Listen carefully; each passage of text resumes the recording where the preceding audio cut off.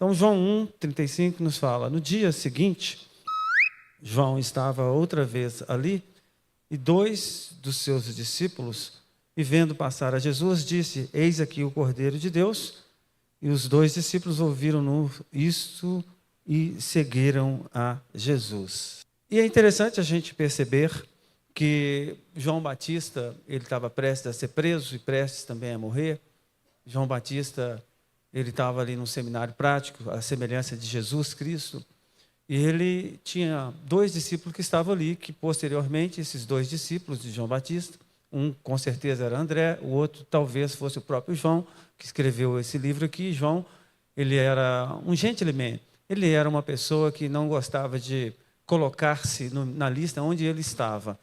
Tipo, eu sou um dos 2 discípulos que estava ali, ou eu sou o discípulo amado. Então, normalmente, ele deixava em off, né? E tudo indica que é o próprio João, o discípulo do amor, que era esse segundo discípulo aqui. Um era André e o outro era João. Ou seja, eles eram discípulos de João Batista, e depois que João Batista foi preso, arrancaram a cabeça dele, e então ele foi para ser discípulo, ele foi convidado por Jesus para ser discípulo de Jesus, os 2. Tá bom? Então, existia uma máxima, e existe essa máxima até hoje, a máxima do evangelismo. O que é? Eu vou ler aqui para você, e hoje teve uma pessoa, que foi o Samuel, que ele conseguiu falar, depois que eu falei aqui, ele conseguiu repetir essa máxima, e preste bastante atenção, que talvez você também consiga repetir. Vamos lá. Primeira coisa, você me vê fazendo apenas. Você está discipulando alguém, certo? Então, você pega lá o seu discípulo, ele vê você fazendo apenas. Esse é o primeiro passo. Segundo passo, você, além de me ver fazendo, também me ajuda a fazer. Você pega o seu discípulo e ali você viu como é que faz? Você viu como é que prega? Você viu como é que dirige a célula? Você viu como é que aborda uma pessoa? Várias coisas, né? Aí ele vai fazer junto com você. Você vai fazer, ele vai fazer junto com você. Amém? Terceira coisa dessa máxima: você agora faz e eu te ajudo a fazer. Ou seja, você vai pegar o seu discípulo que você ensinou para ele, você vai agora falar e eu vou te ajudar, né? E a quarta é: você faz e eu apenas vejo o que você aprendeu a fazer. Conseguiram? Muito simples, não é? Tirando as pessoas que não estavam aqui de manhã, viu, pastor Paulo? Qual de vocês que conseguiu memorizar essa máxima do evangelismo? Levante a mão. Ninguém? Alejandra. Alejandra, eu sei que você é uma menina corajosa, levante e fale, por favor. Levante e fale.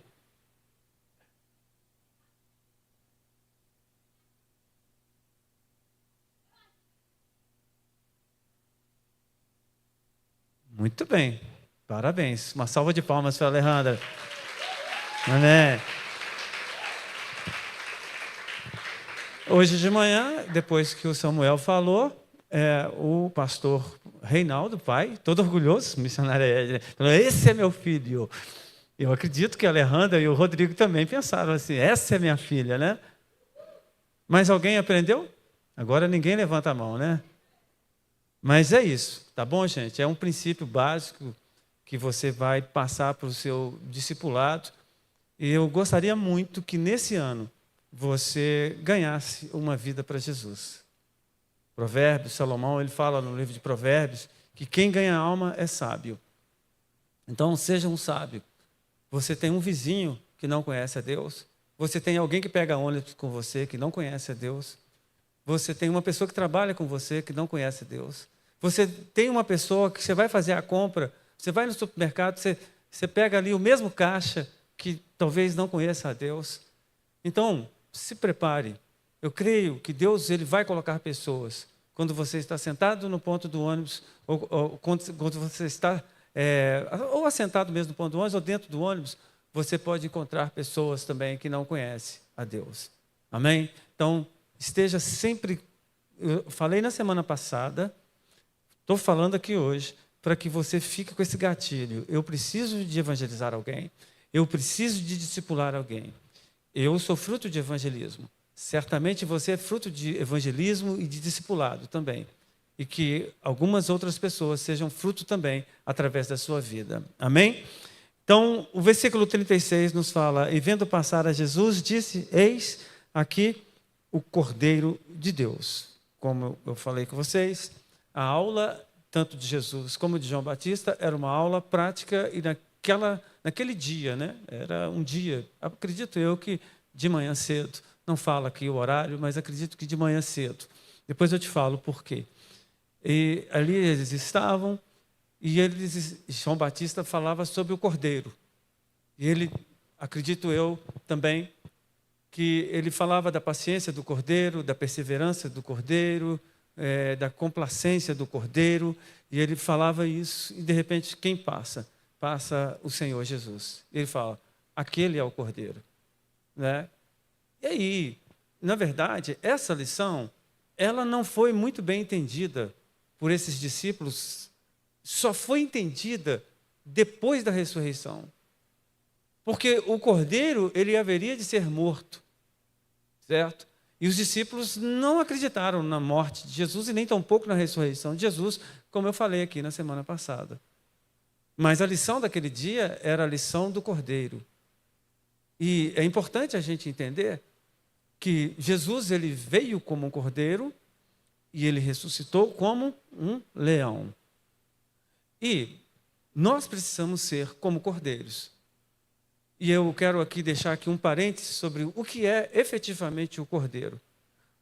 O cordeiro não significa um sinônimo de procrastinação ou de negligência. Mas você precisa ser manso, eu preciso ser manso. Nós precisamos ser mansos.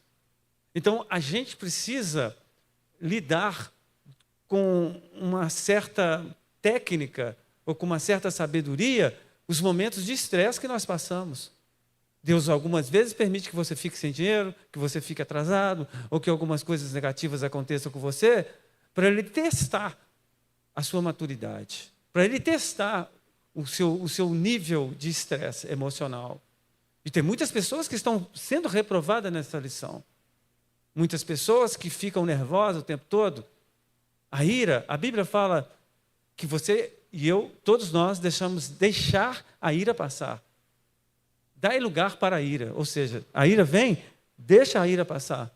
É isso que a Bíblia nos fala lá no livro de Efésios. Mas muitos de nós, a ira vem e ela entra eu sou assim mesmo, eu sou crente, mas eu sou carne, e não mexe comigo, que eu estouro fácil, e é assim mesmo. E você gosta disso. Muitas pessoas estão gostando desse jeito de ser, elas não querem mudar, elas não querem uma mudança. Mas a Bíblia fala que você precisa mudar. Você quer herdar o reino dos céus com esse gênio? Você não vai herdar. Você tem que mudar o seu gênio. Ah, mas eu sou assim mesmo? Não, a Bíblia nos fala sobre os dons do Espírito e o fruto do Espírito. E um dos frutos do Espírito é a paciência, a longanimidade, a temperança, o domínio próprio. Então, a gente precisa entender o que é esse cordeiro. Esse cordeiro não é apenas a pessoa do Senhor Jesus. Sou eu e é você. Nós precisamos entender que nós somos cordeiros. Nós não somos bode. Amém, irmãos? Tem muitas pessoas que estão berrando como bode. E a gente não pode fazer isso.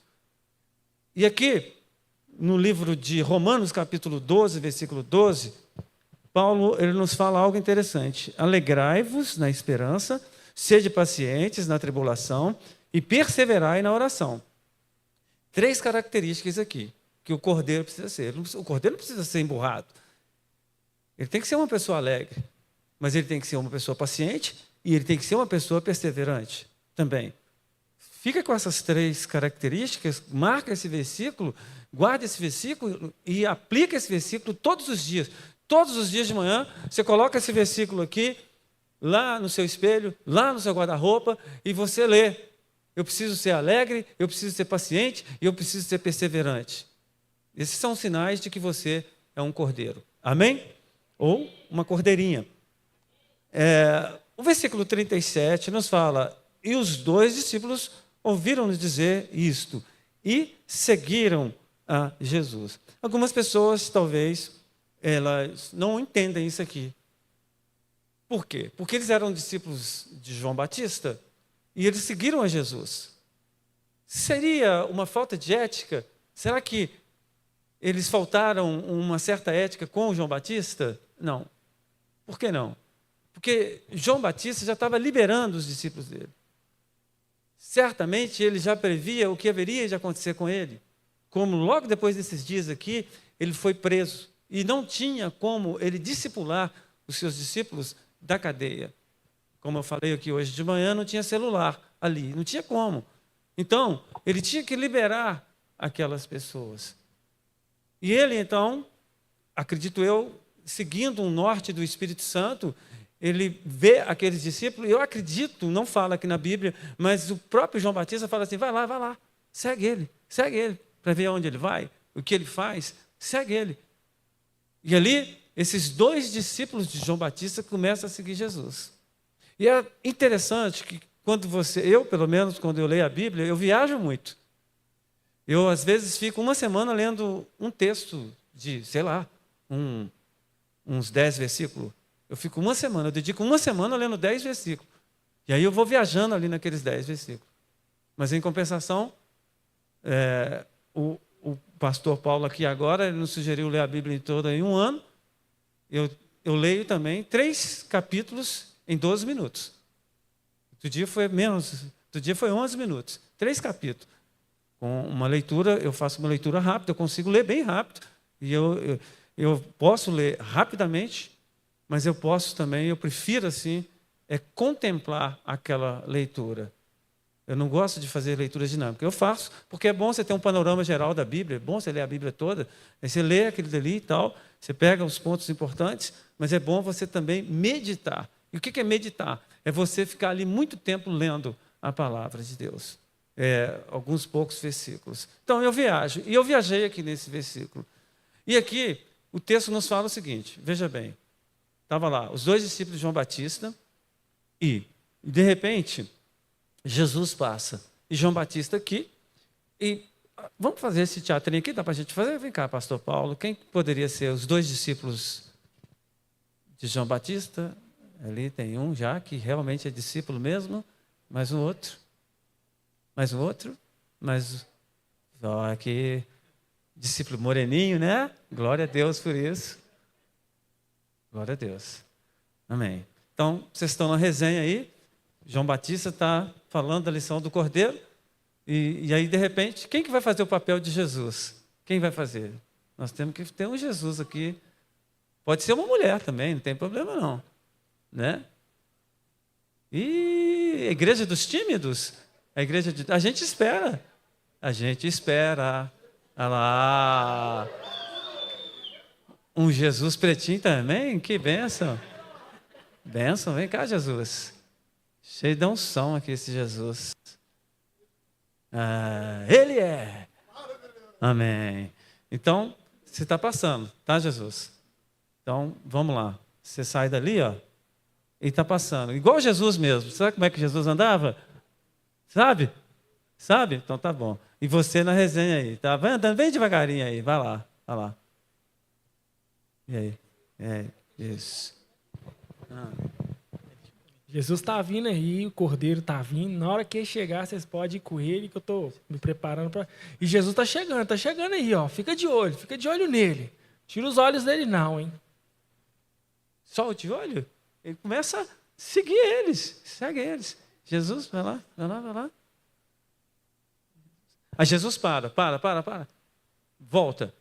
E agora você pergunta aí, o que vocês estão querendo? É desse jeito que ele fala? Dessa forma? Não, você tem que falar com elegância. O que vocês estão querendo? Ficou muito devagar, não ficou, gente? Mais rápido. O que vocês estão querendo? Tá bom assim? Tá bom.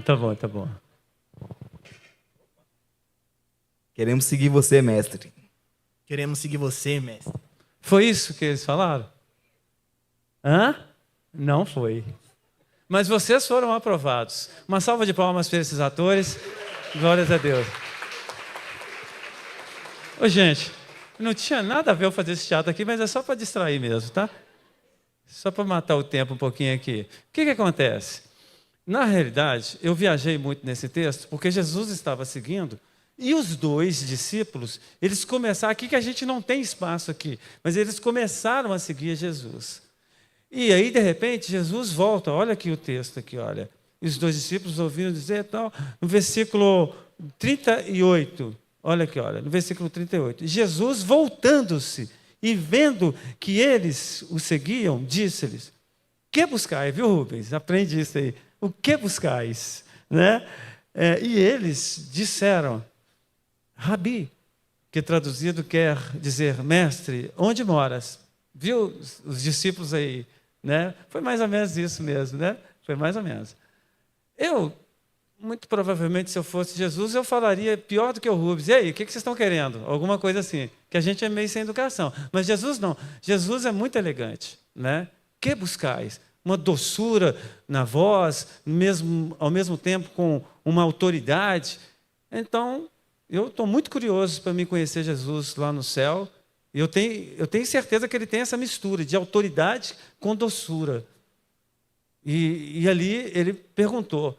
E a resposta daquelas pessoas, daqueles dois discípulos, o André e mais o João, provavelmente, foi interessante. Eu creio que essa resposta agradou muito a pessoa de Jesus. Por quê? Primeiro, eles responderam com uma pergunta. E segundo, foi o teor da pergunta.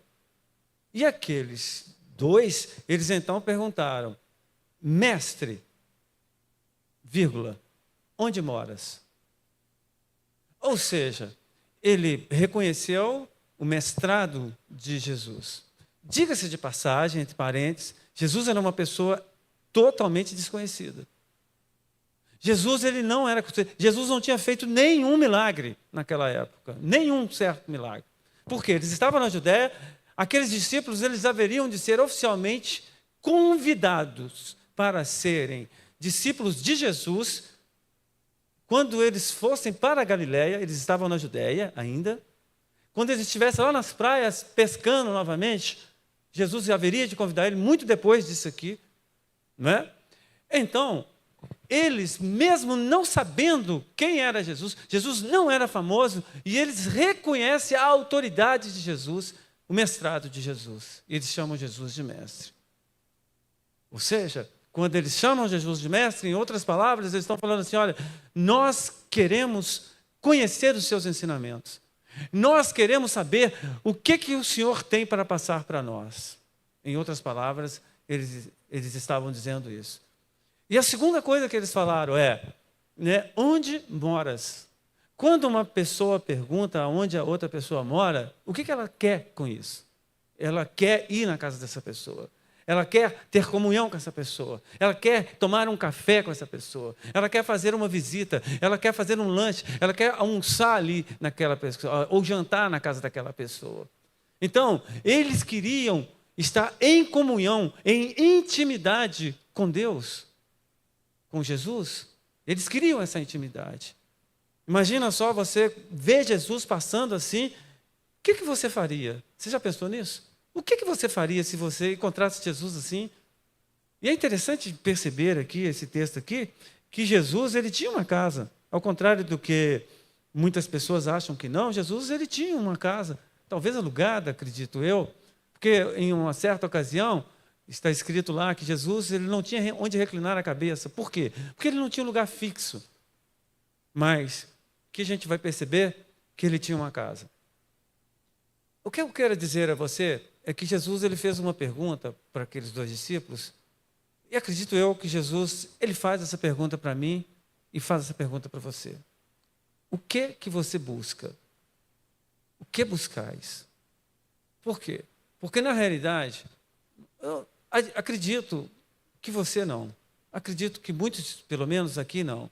Mas muitas pessoas hoje, outro dia eu falava sobre isso, eles mudaram o foco do reino.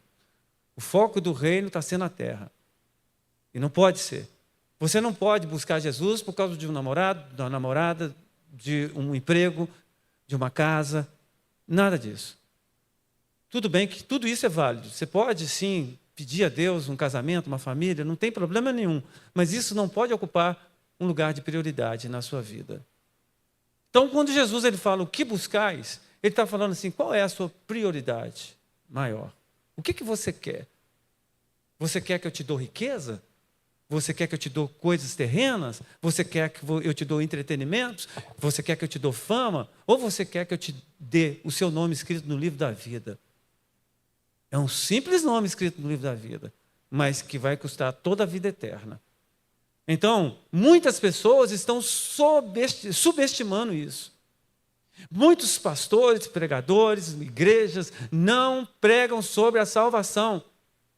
E o que eu e você temos de mais importante é o nosso nome arrolado no livro da vida. Isso é o que nós temos de mais importante. E eu me lembro de ter lido em Lucas 10, em Mateus 10, se não me engano, ou os dois, eu acho que os dois falam sobre isso. Que Jesus, quando os 70 voltaram, eles alegres, não, Jesus, você tem que ver. Os demônios saíam, as pessoas eram curadas, muitos milagres, e eles estavam envaidecidos com isso. E Jesus chega para eles e fala assim: alegrai-vos, sobretudo, porque os seus nomes estão enrolados no livro da vida. Então, a nossa alegria maior não é porque nós temos isso, ou deixamos de ter isso ou aquilo, mas é porque o nosso nome está enrolado no livro da vida. E a pergunta que Jesus ele faz para você é: o que buscais? Se você busca as coisas terrenas, querido, você está num foco errado. Busca as coisas de Deus para a sua vida. Amém? As coisas terrenas, elas podem vir como acrescento. Eu te digo até que vem as coisas terrenas, mas como acrescento. E não se apegue, não se ilude com essas coisas terrenas. Amém? Então, aqui no versículo 39, nos fala assim, olha, e ele lhes disse: vinde e veja. Foram e viram onde morava, e ficaram com ele aquele dia. E era já quase a hora 10ª, que é às 16h. Por isso que eu falei com vocês, que eu acredito que fosse de manhã, que eles estivessem ali conversando com João Batista. Eles ficaram numa resenha, e Jesus, acredito eu, que não ia liberar aquele pessoal. Eles tomaram um café ali, comeram talvez um peixe ali com Jesus. Eu não sei o que eles fizeram ali, mas alguma coisa tinha para comer ali, acredito eu. Porque quando a Bíblia fala de comunhão, você vai ver lá na igreja de Atos, o próprio Jesus, quando ele ressuscitou, sempre tinha um peixinho, tinha um churrasquinho, tinha um negócio assim que eles comiam, e para prosear. E a verdade é essa, que às vezes a gente dá desculpa que vai tomar um café com você, mas a gente vai prosear, a gente vai conversar. E conversar é bom, é o que você mais vai fazer lá na glória dos céus. Amém? Você vai conversar. Amém? Isso é muito bom. E Jesus, então, ele conversou muito ali, e ele, acredito eu, que ele instruiu aqueles dois ali, contou algumas coisas, falou uns pormenores, e a prosa estava boa, mas num determinado momento, Jesus liberou eles, e era 16h. Mesmo porque eles tinham que dormir mais cedo, não é? Aqui, igual a gente aqui, eles eram tipo igual o Reginaldo. O Reginaldo dorme 6h, ele já está dormindo já. Não é assim, Reginaldo? Mais ou menos? Um pouquinho mais, né? Um pouquinho mais, 8 horas. E era essa a cultura daquele povo daquela época, eles dormiam cedo. Amém? Ao contrário de mim, eu durmo 2 horas, 3 horas da manhã. Na hora que o Reginaldo está acordando, eu estou dormindo. É impressionante isso, irmãos. Mas, glórias a Deus por isso.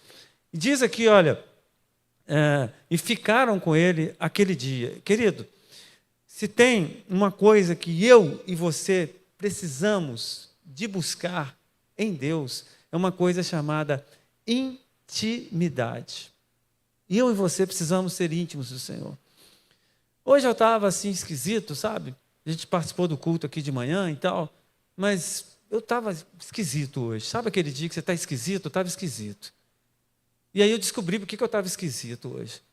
Aí cheguei lá em casa e falei assim: Deus, por que eu estou esquisito hoje? Está tudo bom, está tudo tranquilo. Aí eu senti Deus falando: porque você me buscou pouco esses dias. Falei: então, beleza, vamos lá buscar. E eu fiquei um tempão ali, sabe, queridos? Eu fiquei muito tempo mesmo. Não vou falar aqui, porque senão dá uma impressão de ostentação, mas eu fiquei bastante tempo ali orando, tocando para Deus, cantando para Deus, e falando com Deus, ouvindo Deus. Irmãos, no final, eu estava totalmente liberto, totalmente feliz, né? Eu fiquei num clima bom, eu já fiquei feliz, já fiquei alegre. Isso, o que provoca isso é a intimidade com Deus. Quando você está ali conversando com Deus, você confessa a Deus, fala, oh Deus, eu vacilei, eu errei, eu falhei, oh Deus, me perdoa aí. E eu vejo Deus assim, sabe, aquele carinho, aquele amor, aquela fidelidade. Deus ele não está aqui para te acusar, sabe, querido? Deus está aqui para te amar. Deus está aqui para te abraçar, é isso. E algumas vezes Ele te corrige, sim. Ele te exorta, sim. Mas Ele te ama, amém? Então, nessa intimidade toda ali, eu não acredito que Jesus foi dar um sermão para eles ali. Falar assim, não, vocês vigiam, vocês ficam assim e assim. Não, irmãos, nada. Os homens é que colocam essas doutrinas. Tem muita doutrina de homem aí nas igrejas. Muita doutrina, né? Outro dia eu cheguei, quando era aquela... Outro dia não, né? Eu falo outro dia, mas tem uns 10 anos mais ou menos. Quando era a igreja, a torre de oração era várias igrejas, o que acontecia? Aí nós estávamos numa roda lá, e lá assim, por que um dia eu falei, não, eu cismei, sabe? O pessoal fala que eu surtei.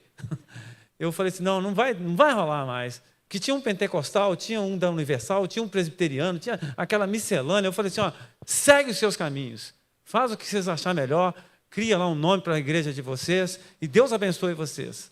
Mas tudo na paz, tanto é que a gente tem amizade com eles até hoje, está tudo na bênção.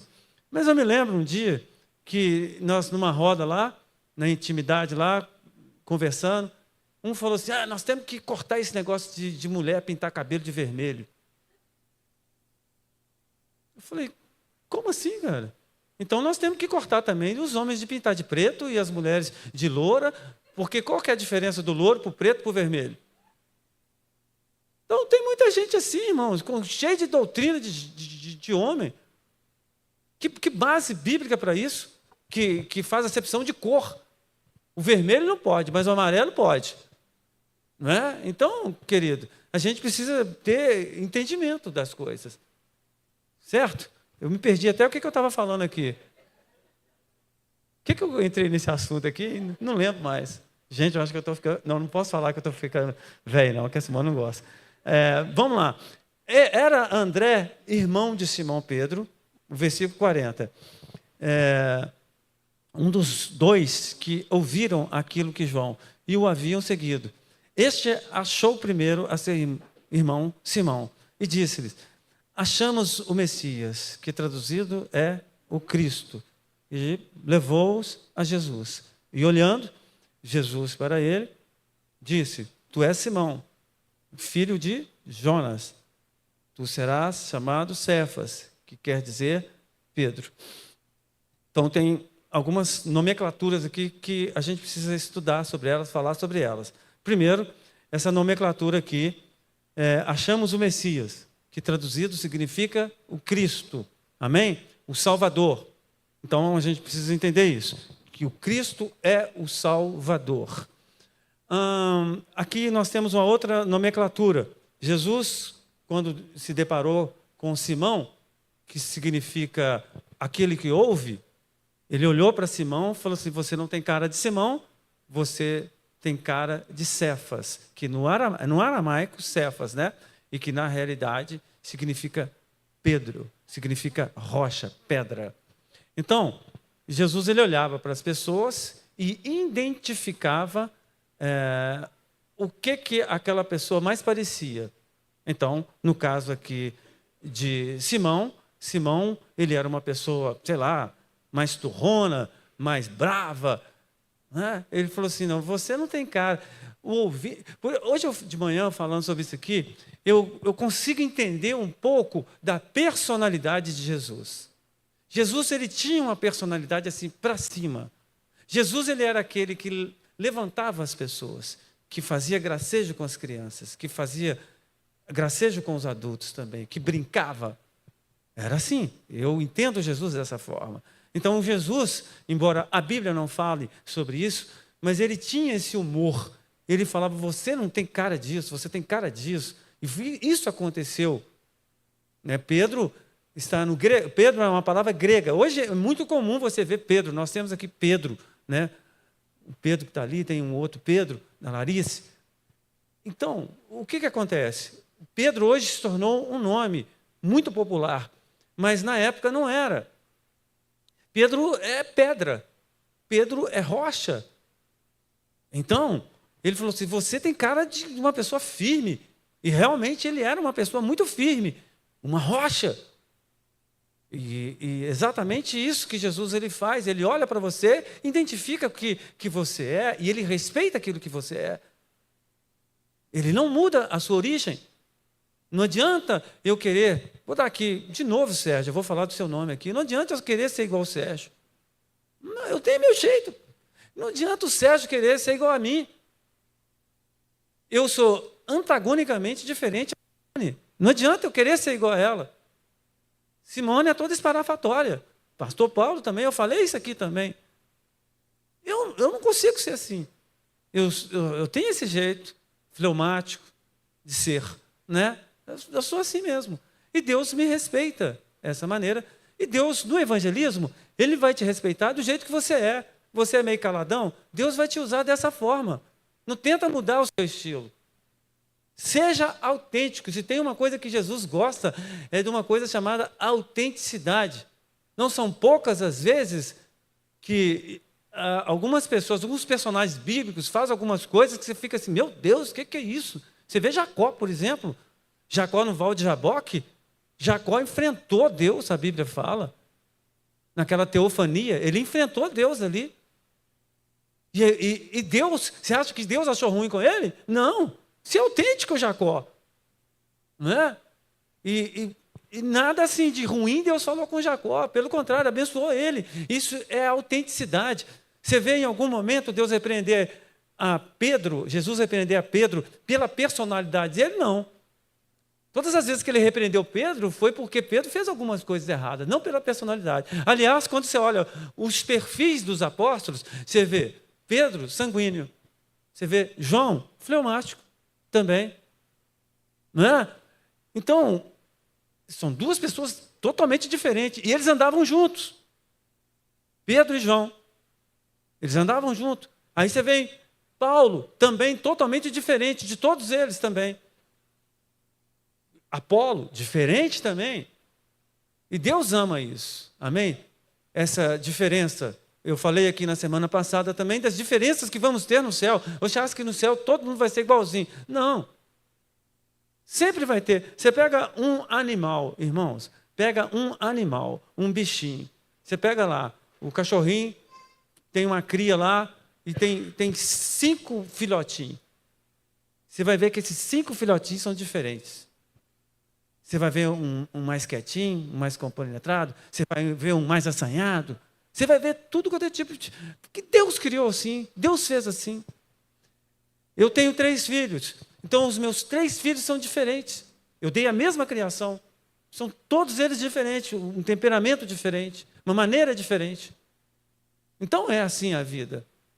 E aqui a gente pode perceber que Deus respeita, e Jesus respeitou isso. Por isso que ele falou assim, não, vou respeitar a sua personalidade. Você não tem uma personalidade assim, quietinha, daquelas pessoas que ficam ouvindo. E quando você olha e estuda a vida de Pedro, você vê que ele realmente é uma pedra. Ele é uma pessoa assim, tempestiva algumas vezes. Amém? Então, isso é uma coisa que a gente tem que entender. Diz aqui, querido, Marcos 16, 15, mais uma vez. Diz aqui, olha. E disse-lhes, ide por todo o mundo e pregai o evangelho a toda a criatura. Preste atenção numa palavra, criatura. Pedro, ele era, até esse momento que André apresenta Jesus para ele era uma criatura. E André, ele chega, imagina só, você fica numa resenha com Jesus Cristo. Você fica lá 3, 4 horas, Jesus, em carne e osso, você conversa com Jesus. André ficou doidão. Quando ele chegou lá, ele viu, meu irmão, o irmão dele era de carne, de sangue, Pedro. Meu irmão, você tem que ver. Sabe com quem que eu tive? Com o Messias. Eu encontrei o Messias. E Pedro ficou doidão também, eu quero conhecer esse Messias. Aí foi lá, apresentou e tal. Então é assim que a gente tem que fazer. Nós temos que testemunhar a palavra. Porque as pessoas, a grande parte das pessoas aí, elas acham que elas são filhas, mas elas não são filhas, elas são criaturas. É por isso que Jesus ele fala, ide por todo mundo e pregai a toda criatura. criatura. Mas o que o próprio João, esse João, fala? Ele diz aqui, olha, João 1:12. Mas a todos quantos o receberam, deu-lhes o poder de serem feitos filhos de Deus, aos que creem em seu nome. Então, quando você recebe Jesus, a terminologia certa não é aceitar Jesus, mas receber Jesus. Quando você recebe Jesus, com todo o kit que ele te dá, de paciência, de longanimidade, de perseverança, de alegria, de paz, de tudo de bom que ele te oferece, né? Você sai do estágio de criatura e entra para o estágio de ser filho. Aí sim o seu nome é escrito lá no livro da vida. Aqui está Heloísa. Heloísa de quê? Heloísa Helena Cabral. Você acha que você vai ter esse nome lá, Heloísa? Não vai ter. Sabia? Nós teremos, Apocalipse fala, nós teremos um novo nome ali. Acredito que hoje não está lá Helena Cabral, não. Já está um novo nome já. Eu acredito nisso. Qual será o seu novo nome no céu? Já pensou nisso? Eu vou ter um outro nome. Eu quero ter um nome de 3 sílabas. Sempre sonhei de ter um nome de 3 sílabas e um nome maior. Todo lugar que eu vou, qual é o seu nome? Todo, dá o seu nome todo. Ontem mesmo aconteceu isso. Ligando para a mulher da Claro, e ela falou assim, dá o seu nome todo. Éder Silva. E ela fica esperando mais. Antigamente eu falava, é só isso. Aí hoje eu não falo mais nada, é Éder Silva. Aí, o que mais? Não, é só isso mesmo. Não tem jeito, irmão, tem que falar só isso. Então, é assim, nós vamos ter um outro nome. Amém, queridos? E aqui nos fala que se nós recebermos a Jesus, nós entraremos no estágio de sermos filhos, vamos ter o nosso nome arrolado no livro da vida.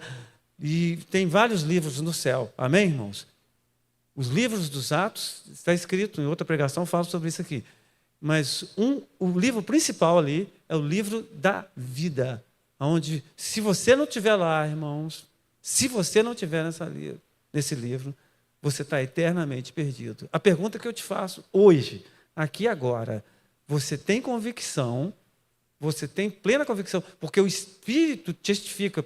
Primeiro, o livro de Coríntios nos fala sobre isso. Essa testificação do Espírito. Testifica no seu espírito que o seu nome está escrito no livro da vida ou não. Se não há uma testificação, se há uma sombra de dúvida, eu aconselho você a fazer um check-up na sua vida e receber ao Senhor Jesus, reconciliar com o Senhor Jesus e andar firme com Jesus. Amém, irmãos? Então, aqui no livro de Atos 1:8, nos fala o seguinte: mas recebereis a virtude do Espírito Santo, que há de vir sobre vós, e ser-me-eis testemunhas. Ser-me-eis testemunhas, tanto em Jerusalém, como em toda a Judéia e Samaria, até os confins da terra. Eu falei de uma história aqui, hoje de manhã, e volto a repetir essa história, da mulher samaritana. Então, essa mulher samaritana, ela encontrou com Jesus, meio-dia, hora de comer, e Jesus tinha liberado os discípulos para irem comprar a comida, e todo mundo com fome, e Jesus, então, começa a pregar para essa mulher. Mas como é que ele pregou? Ele pediu ele pediu um pouco de água para aquela mulher, e aquela mulher, então, olhou para ele assustada, ele falou, muito me admira, ela falou, muito me admira, você sendo judeu, homem, conversar com uma samaritana e mulher. E Jesus, então, começa aquele diálogo com ela se convence que Jesus é profeta, e ela fala com Jesus, vejo que tu és profeta, e nisso ela fala assim, como que a gente deve adorar? E aí Jesus fala, olha, nem no monte e nem no templo, mas em espírito e verdade. E ela fica impactada. Ela fica impactada com Jesus. E ela fala assim, você pode esperar aqui um pouquinho? Ela foi lá e testemunhou, irmãos. Ela não tinha seminário, ela não tinha teologia, ela conhecia pouco da Bíblia, ela não conhecia muita coisa. Ela era recém-convertida. Ela tinha minutos de conversão. E ela testemunhou. Ela não pregou para ninguém. E é isso que Atos fala. Atos 1:8. Recebereis virtudes para testemunhar. O que é testemunhar? Deus te curou? Então, vai e conta. Deus me curou. Ah, você sentiu a presença de Deus? Conta. Eu senti a presença de Deus. A igreja é bênção para você? A igreja é uma bênção na minha vida. Testemunha. Testemunha, querido. Nós temos, eu na minha lista de contato, eu tenho mais de 1000 contatos. Tenho 1.100 contatos. Muito contato.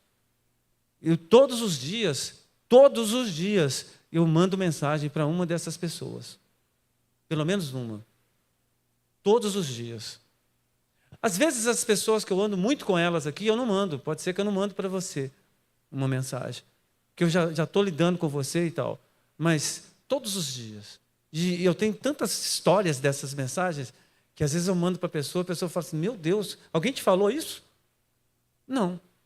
O Espírito Santo que me direcionou. Eu peço a Deus a direção. Deus, me direciona aqui. O que o Senhor quer que eu mande mensagem hoje? E aí sempre estou mandando ali algumas mensagens. Então, isso é importante. Você testemunhar. Você não precisa nem convidar. Se você não sentir, não convida não, só testemunha. Olha, minha célula é bênção. Olha, chegou pessoa assim, ela estava triste, ela estava querendo morrer, hoje ela está tendo vida, e vida com abundância. E olha, aconteceu isso. Testemunha, só isso, querido. A própria pessoa vai se autoconvidar. Ela vai falar assim, não, que dia que é culto lá? Testemunha, querido. Passa uma mensagem, mas não passa aquela mensagem assim, ó, vão na igreja hoje? Não. Você pode até convidar, mas primeiro fala assim, olha, Jesus fez algo na minha vida tremendo. Dá um testemunho, todo mundo tem um testemunho para dar. Mesmo que seja há 10 anos atrás. Não precisa falar que foi há 10 anos atrás. Fala assim, olha, Deus mudou a minha vida, Deus mudou a minha história, Deus me deu emprego, Deus me deu saúde. Eu estava assim, assim, assado, hoje eu estou assim, assim, assado. Isso é testemunhar, querido. Então, o pastor Paulo me apresentou uma estratégia que eu acho interessante. Lagoinha tinha essa estratégia. Uma vez o Mateus, meu filho, ele me falou, pai, vamos implantar essa estratégia aqui. Sabe? E eu sinto no meu coração de falar isso. A estratégia é eu mais um. Durante um ano, você ganha uma pessoa. Só isso. Você ganha uma pessoa para Jesus durante um ano. Se você ganhar uma pessoa durante um ano, se cada um de vocês aqui ganhar uma única pessoa, evangelizar, discipular, sabe o que vai acontecer? Nós vamos ter que comprar um lugar maior. Esse lugar aqui não vai caber de tantas e tantas pessoas. E isso não é difícil, sabe, irmãos? Eu já tive a oportunidade de ganhar várias pessoas. Já ganhei pessoas no leito da morte. Várias pessoas já que estavam morrendo. Me chamaram, fiz o apelo. Algumas dessas pessoas, elas não falavam. Elas deram sinais com os olhos, piscou os olhos, a mão. Então, a coisa mais gostosa, mais gratificante é você ganhar uma pessoa para Jesus. É você mudar, ser um instrumento de Deus para mudança de vida naquela pessoa. Então, você lidar com tantas pessoas, você que é vendedor, você que é comerciante, você que trabalha, tem freelance, né? Então, ou trabalha de carteira assinada. Quantas e quantas pessoas você encontra por dia? Prega a palavra para ela, fala de Jesus para ela, testemunha. Você não precisa ser um mestre, querido. Deixa que o ensinamento, os pastores dão, os líderes dão, aqueles que fizeram teologia dão. Você precisa testemunhar daquilo que Deus fez na sua vida. Você é adolescente que foi lá hoje na casa da Alejandra, fala com outro adolescente. Fala assim, olha, que bênção que foi essa célula aqui hoje. Que maravilha, que alegria que foi, que descontração que foi. Sabe o que o adolescente vai falar? Eu quero ir lá também. Convide pessoas para a sua célula. Ah, mas você não tem célula. Então não tem jeito de você convidar a pessoa. Convida para a igreja. Entra numa célula, querido. Faça um curso de líder. Seja um líder. Ah, mas esse negócio de líder. Querido, bota a sua cara para bater. O reino dos céus é privilégio e responsabilidade. Não fica só nos privilégios. Entra dentro da responsabilidade. Ou você acha que as pessoas que querem ser pastor, elas querem? Muitas delas não querem. Porque isso aqui é sinônimo de sofrimento. Quantas e quantas vezes eu já tentei desistir disso? Quantas e quantas vezes? Eu falei, Deus, esse negócio não é para mim. Agora tem muito tempo que eu não falo isso. E não vou falar mais. Porque eu sei que é difícil, é problemático, você encara problema todos os dias você tem problema para resolver, mas é necessário. Alguém tem que ser doido. Então, querido, eu estou aqui para ser batido mesmo, né? E a Bíblia nos fala que, olha, querido, que essa mulher, então, hoje eu estou viajando mesmo, né, queridos? Eu estou vários assuntos aqui, mas está na benção. Agora eu lembrei do que eu estava falando aqui da mulher. Então, a mulher pegou e falou assim, dá um tempo aqui. E ela, então, trouxe a vizinhança dela todinha. Ela trouxe a vizinhança dela todinha. Aquela vizinhança recebeu a Jesus. Agora, não porque a mulher estava falando, mas porque elas viram com os próprios olhos dela aquilo que Jesus fez. Uma cidade inteira que foi convertida através de uma mulher que era recém-convertida. Então, o que eu e você podemos fazer? Eu me lembro que eu conheci um rapaz, não sei se o pastor Reinaldo provavelmente deve ter conhecido, estudou aqui no Nacinta, chamado Giovanni, chamava ele de Joe Cabeça. Cara doidão mesmo. O cara fumava maconha, era um cara doidão. Esse cara converteu, teve um impacto com Deus. Ele tinha uma motinha, sabe, andava zoando essa moto para tudo quanto é canto. Ele falou assim, agora todo dia eu tenho que levar uma pessoa. Ele, num mês, ele levou 12 pessoas para o culto. A moto dele, todo dia tinha que ter uma pessoa. Se a pessoa não quisesse ir, ele obrigava a pessoa a ir. Ele era doidão, todo mundo ficava com medo dele. E as pessoas iam e recebiam Jesus. Sabe, querido? Então, nós temos que ser assim, igual esse cara, meio doidão, assim, às vezes. Nós temos que chamar a pessoa. Chamar a pessoa. Não ter vergonha, não, sabe? De pregar a palavra de Deus. Prega para essas pessoas. Convida essas pessoas. Testemunha da palavra para essas pessoas. Quando a gente olha olha aqui, Atos 10, 24, nos fala que, olha, e no dia imediato chegaram a Cesareia e Cornélio os estava esperando, tendo já convidado os seus parentes e amigos mais íntimos. Então, quem que era o Cornélio? Um centurião da corte romana que teve uma experiência, ele viu um anjo quando ele estava jejuando, e acontece que ele ficou impactado com aquilo, e o Espírito de Deus falou com ele, vai lá, o anjo falou, vai lá, chama Pedro, e ele não conhecia Pedro não queria ir, mas Pedro foi, porque sentiu Deus falando com ele, aí Pedro foi, levou 6, e mais os 2 de Cornélio, a galera estava toda lá, e chegou lá na casa de Cornélio. Quando chegou na casa de Cornélio, você acha que ele falou assim, olha, eu quero que vocês preguem só para mim, porque eu quero me edificar através dessas palavras? Não. Cornélio chamou os amigos, os parentes, os vizinhos, chamou todo mundo. A casa estava cheia. Cheia. E assim que tem que ser sua célula. Uma célula que não tem visitante é um ponto de encontro de crentes religiosos, muitas vezes. Então, a célula, nós temos que ter o hábito de convidar pessoas para a nossa célula. Chama o seu vizinho, chama a pessoa que você vai fazer caminhada, você encontra com ela todo santo dia, você encontra com essa pessoa. Será que não é um sinal de Deus para você convidar essa pessoa, ou testemunhar para essa pessoa, ou andar munido de um panfleto, de um folheto, ou entregar esse folheto para essa pessoa? Quantas e quantas pessoas você conversa por dia? E quantas pessoas você fala de Jesus para ela? Imagina só que Jesus vem daqui 5 minutos, e você passou por uma galera aqui, o que você faria? Você sabendo que Jesus vai vir daqui 5 minutos, você falaria para todo mundo, Jesus vai vir, Jesus vai vir, Jesus vai vir, Jesus vai vir. Então haja assim, como se Jesus viesse daqui 5 minutos, ou como se Jesus viesse amanhã. Amém, irmãos? Então, diz aqui esse texto que Cornélio chamou todo mundo ali, naquele evangelismo na sua casa. Mateus 28, 19, que nós lemos aqui na semana passada, diz assim, portanto, ide e fazei discípulos de todas as nações, batizando-os em nome do Pai, do Filho e do Espírito Santo. Preste atenção nessa frase, fazei discípulos. Amém, querido? E eu quero terminar aqui, vou te chamar até os músicos agora, pode vir para cá, os músicos, por gentileza. 1 Timóteo 1, 2. A Timóteo, meu verdadeiro filho, na fé, graça, misericórdia e paz da parte de nosso Deus Pai e de Cristo Jesus, nosso Senhor. Amém? Glórias a Deus.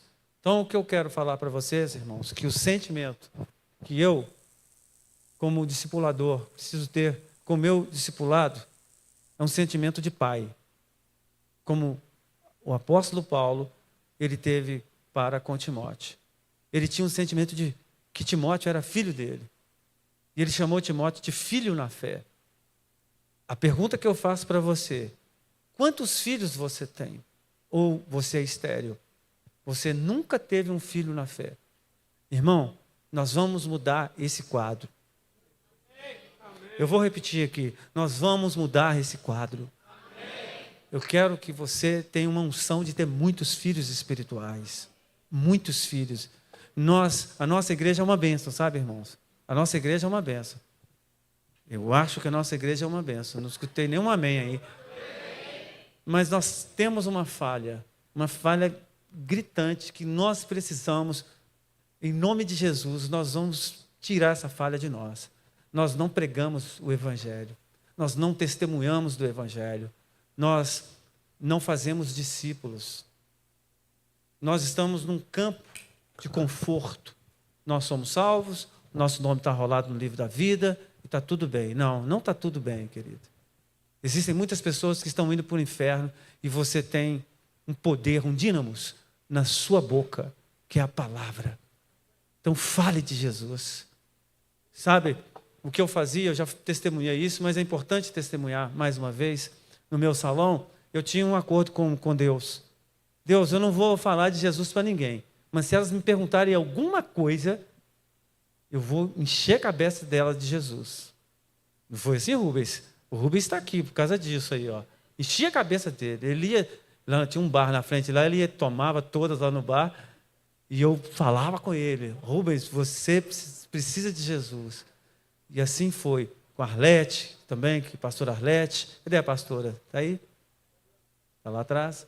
Então, assim, irmãos, eu tinha esse acordo. Você está no seu serviço, você é pago para trabalhar. Mas, se você tiver oportunidade, querido, você testemunha de Jesus. Você testemunha. Você tem que ter sabedoria. Você não vai ficar só pregando lá. Tá? Mas, no momento que Deus te dá uma oportunidade ali, você fala de Jesus. Você não precisa ficar pregando muito, não. Fala um pouquinho. Fala de Jesus. Ó, Jesus fez isso, isso e isso. O que acontece? Pode falar. Sempre, né? Eu sempre falava, não desistia. Não desistia.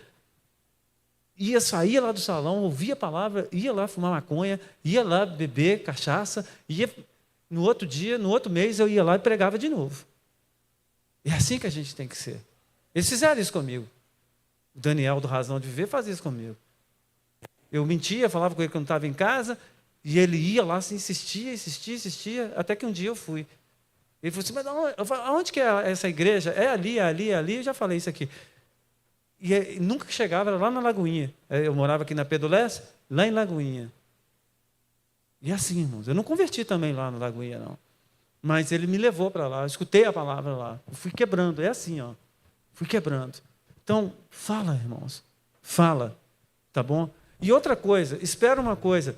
A pessoa, ela não vai vir aqui, muitas delas que você convidar, ela vai vir, talvez ela não vai gostar, talvez ela não vai se converter, mas não desiste dela. Não desiste dela. Ela fala uma coisa, como eu falava. A minha boca falava uma coisa, mas meu coração era outro. Eu falava: não gostei disso, não vou ser crente. Zombava dos crentes. Quantas vezes eu zombei de crente, irmão? Quem diria que eu estaria aqui pregando a palavra de Deus? Então, prega a palavra, insta a tempo e a fora de tempo.